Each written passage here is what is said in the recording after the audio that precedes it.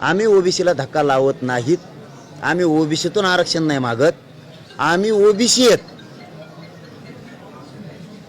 कारण आमचा एक भाऊ कुणबी आहे, आमचा दुसरा भाऊ कुणबी नाही आहे.